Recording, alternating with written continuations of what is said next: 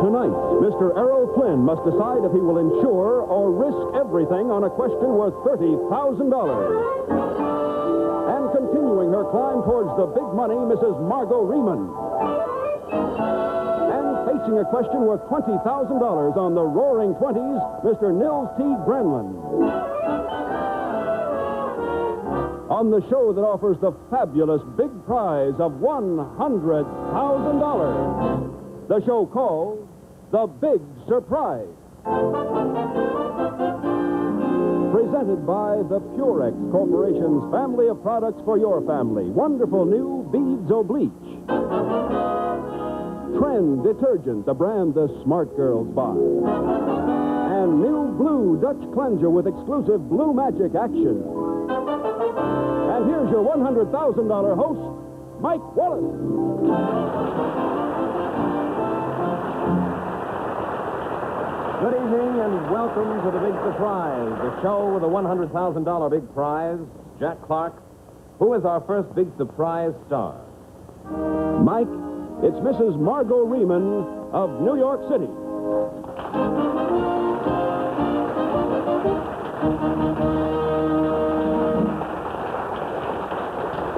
Hi, Margo. It's nice to see you again. Oh, I'm glad to be here. You know, I just found out, our research found out, that you and your husband met under very unusual circumstances, and we'd like for you to tell us about it. I was afraid of this. We met in an obedience class for dogs. There are classes here in the city where you can take a dog to be trained. And you were training yours, and he was training his, or No, he came just to visit. visit to watch the dogs being trained? Yes. And did love spring up during the training class, and he proposed to you during class? No, not at all. But I do think that he figured if the dog could be trained to obey in 10 easy lessons, that maybe a wife could. I see. And did she? Was she? I don't know much. I do know that around the house, if I say sit in a loud voice, everybody does. The husband and the dog both? Everybody. Is he here tonight? Yes. Well, he's sitting already, so you don't have to bother. Let's see. Last week, Margo, answering questions on Basin Street to Boogie Woogie, you reached $300. Mm-hmm. Are you all set to go to $1,000, or do you want to just clear out with the $300? Wouldn't dream of clearing out. All right, then we'll go for $1,000 if you're ready. I'm ready. You ready as all? The great Benny Goodman Orchestra, between 1936 and 38, consisted of several extraordinary instrumentalists who went on to form their own band. Now then, Margo Riemann, for $1,000, you must name 4 of these players and the instrument that each one of them played. That's from the Benny Goodman Band between 36 and 38. 4 of them. Well, you would start with Lionel Hampton, who played xylophone and bass and Correct. drums. Right, Then you would have Teddy Wilson, who played piano. right. And then you would have Harry James, who played trumpet. And one more. And you would have Gene Krupa, who played drums. You are right for $1,000.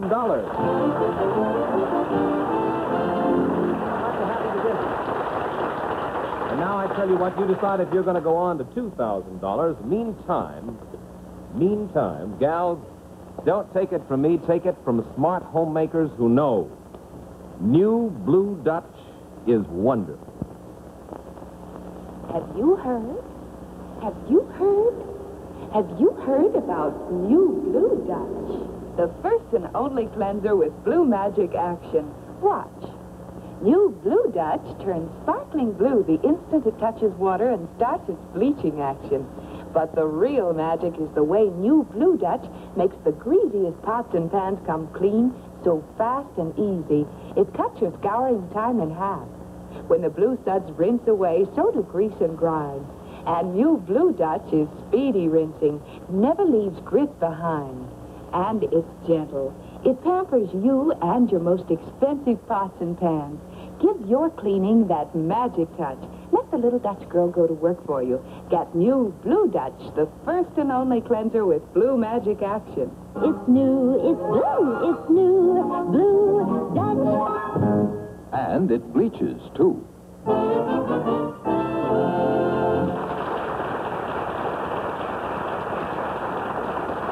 Margo, You going ahead for $2,000? I thought you were. All right now. You realize, of course, by the way, that if you miss the $2,000, you fall all the way back to zero. All right. That's right, sir. That's right. An unusual recording of the 30s was made by two members of the Bob Crosby Band.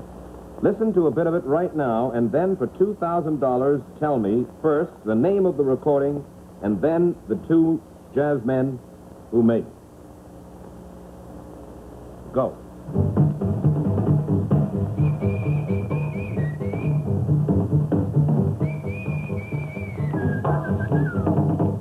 I could go on all night as far as I'm concerned. For $2,000, the name of the recording, The Big Noise from Winnett. and the two men who made it. Ray Baduke and Bob Hagen. You are right for $2,000. Now then, $2,000. $2,000 is yours.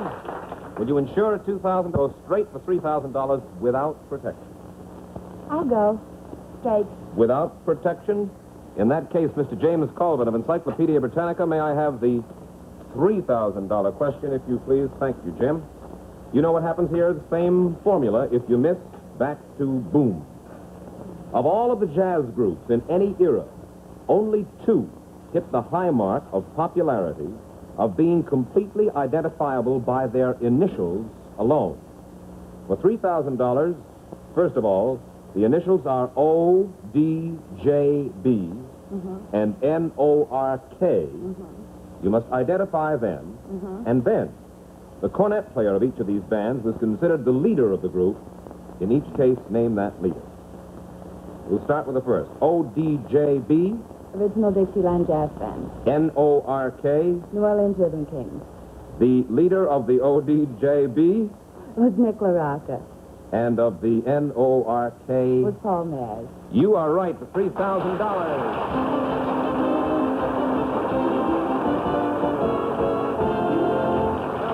$3,000 is yours. Remember, you're still entitled to your insurance question, so will you use it to protect the three or save it to insure bigger money later on? The folks at Encyclopedia Britannica will be putting together your $10,000 question. You come on back next week, and we'll find out if you're going straight for 10 or if you're going to insure 3. All right. We'll see you next week on The Big Surprise.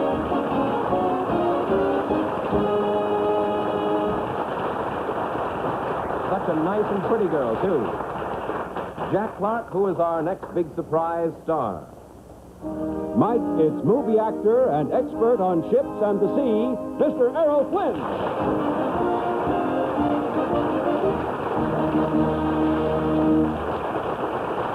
Errol, you look all ready to go up there. Yes, I'm ready. You're ready for your $30,000, huh? We have a $30,000 question facing you.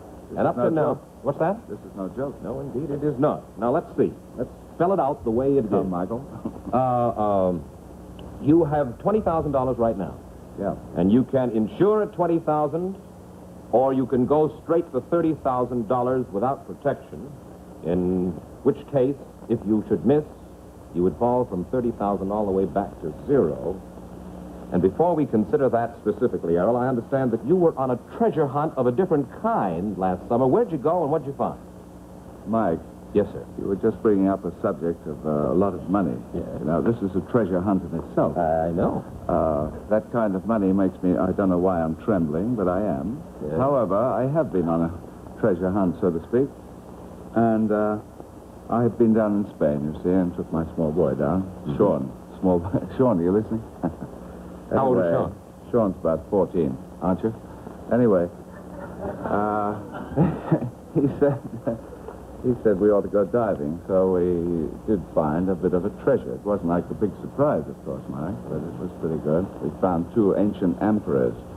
You found what? Emperors. Oh, I thought you found 2 ancient emperors. All right. Thank you That very would be a much. nice idea, and I can see them encrusted in coral. However, Yes.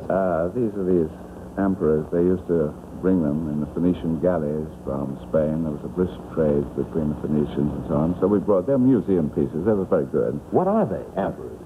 Well, they used to carry wine in them and oil at certain times, you know, and they're beautiful things, Grecian vases. Was there Phoenician. wine in these? As a matter of fact, there was. Really? Yes, but I don't recommend it. We Or you found- sampled? Well, it's 2,000 years old. I imagine the vintage is a little old, you know. I must remind you never to take 2,000-year-old wine, Mike, under any circumstances. However, Sean and I had a wonderful time. Sounds like you had fun. Where's Sean now? He's in Florida, Is he? aren't you? You've got a daughter on the coast. You've got a daughter on the coast for whom you bought a Palomino pony. we Flynns. And you've got a son down in Florida who is undoubtedly waiting for you to win the $30,000 tonight. I ain't finished yet. Yeah. I've been criticized about this, Mike, because What's that? it seems to me that the odds are bad. To go straight for the 30? Yeah. I think that... So, for instance, I bet on a horse at Santa Anita today, and it blew. Goofed. I see. Out. This gave 5 to 1. I understand this, but when I'm betting a thing of this nerve-wracking thing, betting 20 to win 30, I don't go for it, so I'll insure. You would like to insure? Yes. All right, Lorraine, then would you come on out and unlock our insurance chest under ships and the sea? I feel much better, don't you, Granny?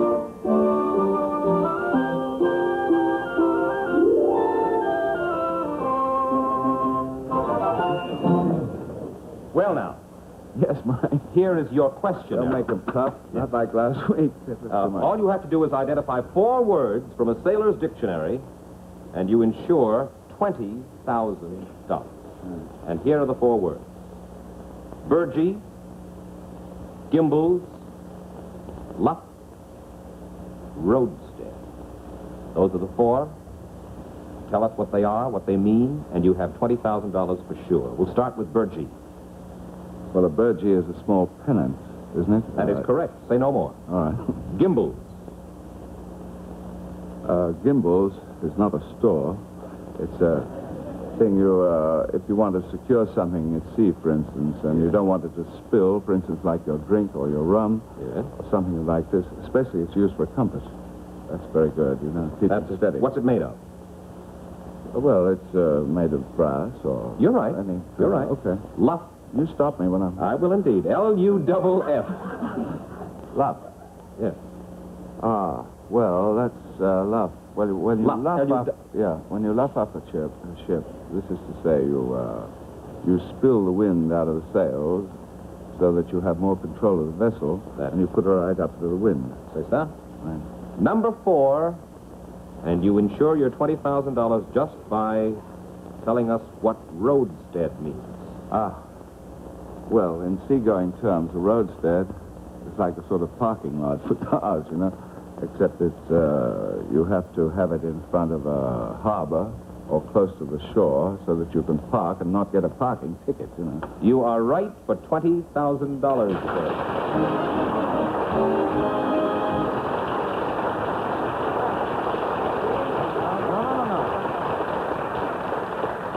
You can go now if you want to, but wouldn't it be kind of silly now that you've insured the $20,000? That's in your account at the Chase Manhattan Bank, and the next question is worth $30,000, and you don't risk anything, so what do you say we go for $30,000? Well, of course. All right. Mr. James Colvin of Encyclopedia Britannica, may I have the $30,000 question? I have it here.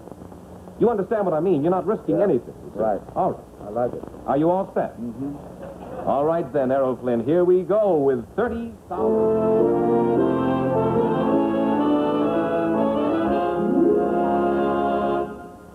I'm going to read the question all through to you and then give you directions if I may. Errol, if a ship is posted missing in the Lloyd's of London Register, and bank comes in safely, a particular bell in the underwriting room at Lloyd's is struck once. First, what is the bell called? Second, in the last 80 years, only one ship officially posted as missing has subsequently arrived. You must name that ship. Then, among the many ships which have disappeared from the oceans without witness, some have become sea legends. I'm going to name 3 of the most famous of these lost ships. And to complete your $30,000 question, you must tell me to what country each ship belonged, to what country, and in what body of water it was last seen. Ouch. And the ships are as follows: the Sao Paulo, the Copenhagen, and the Waratah. And if they are incorrectly pronounced, I will spell them for you later. That's all right, Mike. I don't know the last two, but I'm going to think. You give me some time. All right, sir. That's just exactly what I'm going to do for you now. We'll what give was you the middle one? the Sao Paulo, Yeah. the Copenhagen or Copenhagen, and the Waratah. Yeah. And you now have a few seconds to think it over, and I'll come back and ask you each part separately, and good luck.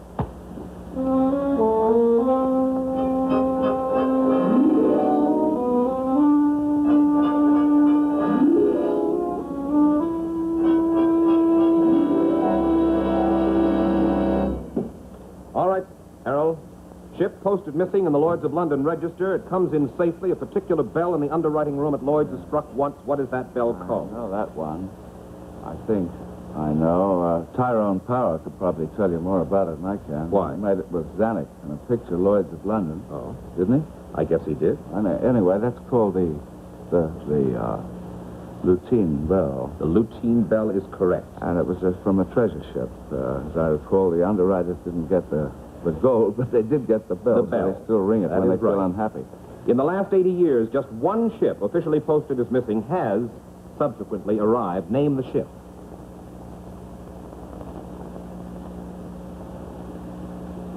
Yeah. That's the, yes, the only one. That's the Red Rock. The Red Rock of Glasgow in 1899 is correct. Finally, among the many ships which have disappeared from the oceans without witness, some have become sea legends. I named 3, and you must tell me to what country each ship belonged and in what body of water it was last seen. The ships are, first of all, the Sao Paulo. Sao Paulo. That's a town in Brazil. Oh, that was a warship, wasn't it? Correct. Warship? What body of water? Wait a moment. That, people quarrel with us here, I think. I say it's the North Atlantic. You are right, and the ship belongs to what country? Or belonged to Brazil. what country? Brazil is right. The Copenhagen or Copenhagen. Copenhagen. Oh, that's that five-master, yeah. She was a beautiful thing, and nobody can still understand how she sank. Anyway, she went down with all hands aboard, I presume. Not a word has been heard of her, and she was Copenhagen, Danish. That is correct. And where did she go down?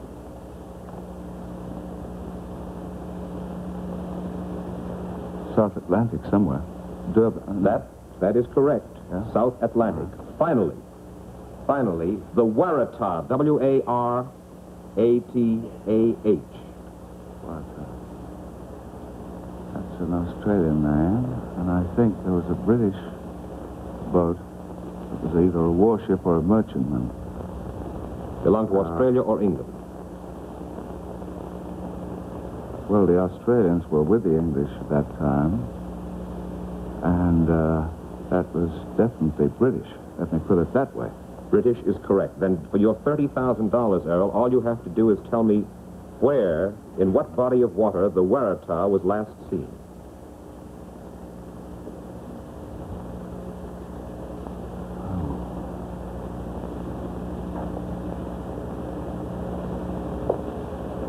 Well, it must have been down in the Antipodes, so it must have been the South Atlantic. I have here except either Indian Ocean or Well, that's the South Atlantic. South Off Atlantic. South Africa, I think. Or South Atlantic. You are right for $30,000.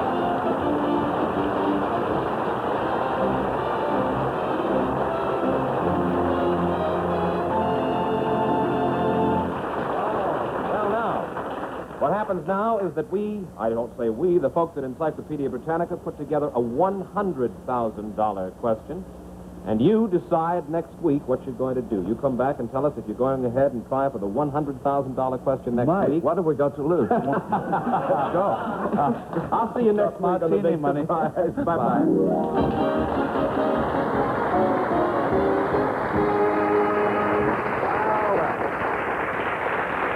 Jack Clark, who is our next big surprise star? Mike, it's our expert on the Roaring Twenties, Nils T. Grenlin.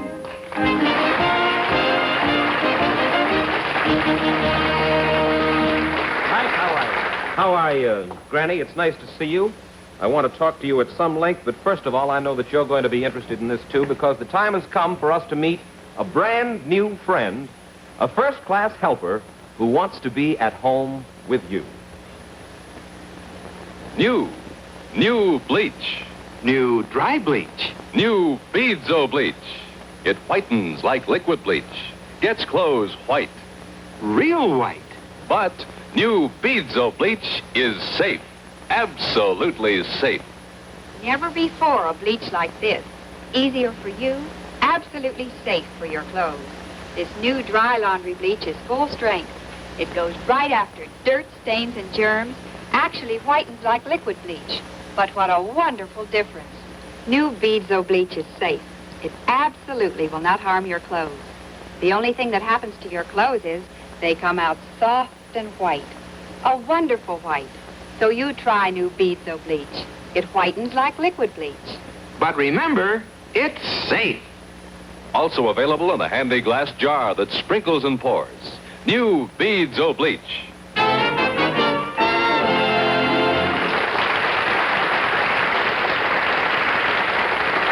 Nils Grenlin, welcome back to the big surprise. You know, Granny, I am told that ever since you've been with us, mail has poured in for you from all over the country, famous people, old friends of yours, the great ones of yesterday, all of them saying how glad they are to see you once again.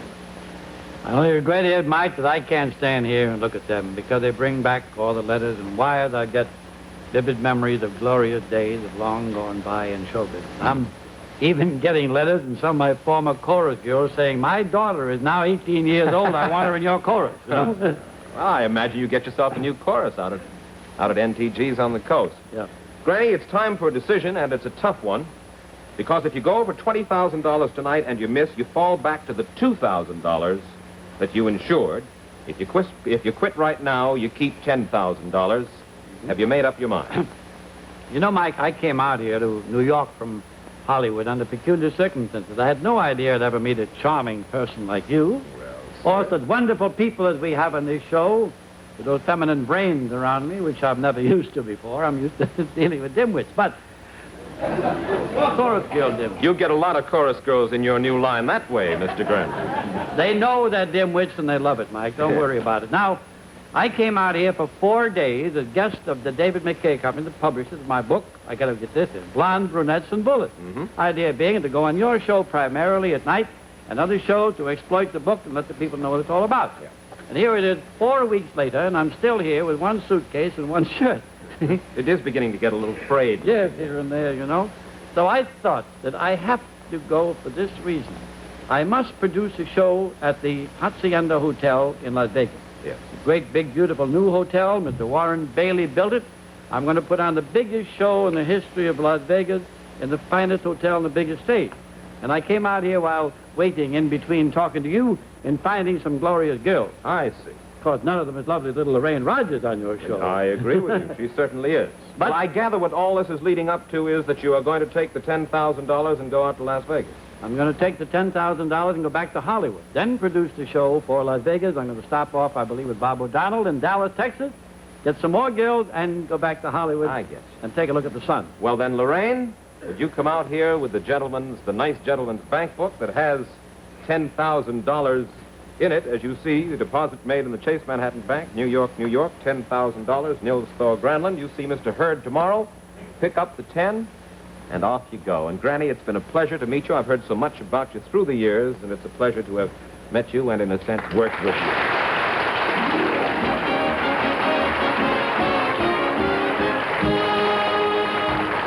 Jack Clark, who's going to be our next big surprise star?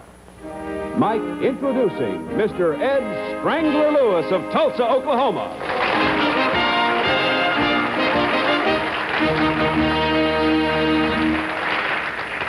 Ed Strangler Lewis. Hello, My Mike. golly. It's such a pleasure to meet you, sir. You know, I used to read about you and saw you some 25 years ago when I was about so high back in Boston, Massachusetts, back in the days when Ed Strangler Lewis and Gus Sonnenberg and Ed Don George used to wrestle at the Garden and out at Braves Field. That's right, sir. I don't know if you do your own housekeeping, sir, but here is a certificate good for a treasure chest of fine Purex products. Thank you, Mike. I'd like to see you over a over a tub of dirty dishes or of dirty clothes? I should do a pretty good job. I would imagine that you would. I saw you limping on the way down here. I hope that somebody hasn't thrown you out of the ring recently. No, I was a little bit clumsy. I walked up the street in Houston a few weeks ago, and I stumbled and sprained my ankle. Oh, but I I'll see. be all right in a few days. Ed, how many different times were you world's champion heavyweight wrestler? 5 different times, Ray. Is that so? That's it. You lost it to whom and then gained it back from? Well, to have to go into detail take a long time. All right, then we can save that for another week, because I hope that we'll be spending a good many weeks together. You know, you hear about people who are great physical specimens as they grow up, who were scrawny kids when they were youngsters. Was that true with you, too? Well, I wasn't one of those scrawny kids, Mike. When I was born, I weighed almost 14 pounds. When the doctor picked me up on my feet to give me that initial slap on the back, he sort of hesitated for fear I'd strike back. Well, under those circumstances, we'll be very respectful over the next few weeks. What is the subject that you have chosen to talk about on The Big Surprise? Well, I'm a student of the life of Christ, and I'd like to talk on the New Testament. On the New Testament? Yes. All right, sir, we'll get you started in just a minute or two. First of all, I know that you'll bear with us as we hear about a beautiful new idea with a very beautiful thought behind it. Will you tell us about it, Caroline O'Connor? It's a beautiful thought for Valentine's Day. Near or far, it's here you are with Fidel's photo-ident Heartthrob. Yes, you're always together with Fidel's photo-ident Heartthrob. It's a new kind of Valentine gift, a warm, sentimental way to keep those dear to you near to you, like this. What a wonderful gift to give your Valentine. There's a place for engraving any name or sentimental message, and underneath, you put your picture, so you're always together. Right now, your jeweler has a brand new selection of Heartthrob photo idents all ready for Valentine gift giving. Stop in tomorrow and see the handsome, rugged styles for men, and for the ladies, beautiful, dainty styles to caress her wrist, all with Fidel's famous expansion link. It's a beautiful idea for Valentine's Day. Fidel's new photo ident Heartthrob. Your favorite Valentine will love you for it. Well, then, Ed Strangler Lewis. Mike, I'm sorry to interrupt before we even get started, but time's up for tonight. Oh, thank you, Jack. All right, then, what do you like to be called, Ed or Strangler? Ed. Ed. Yes. Ed, we'll start you off next week, then, on the New All right, Testament. Mike, It's a fine. pleasure to meet you, and I hope we'll spend many Good. happy and profitable weeks together. It's been very nice. All Thank right. you. Good night.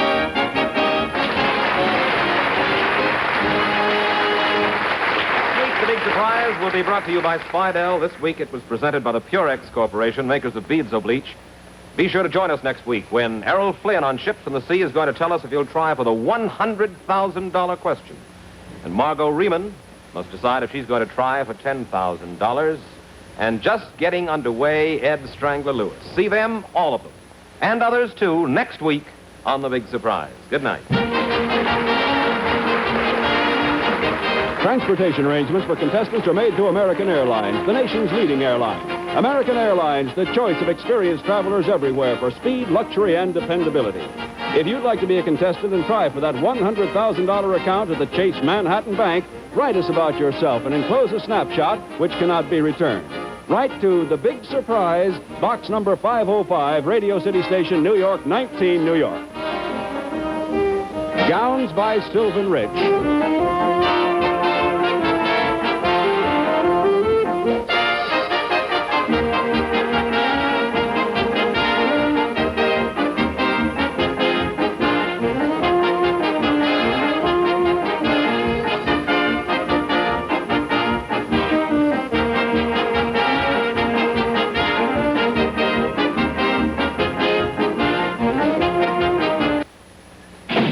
This man spent 16 years in prison for a crime he did not commit. See his true story on Circle Theater tonight.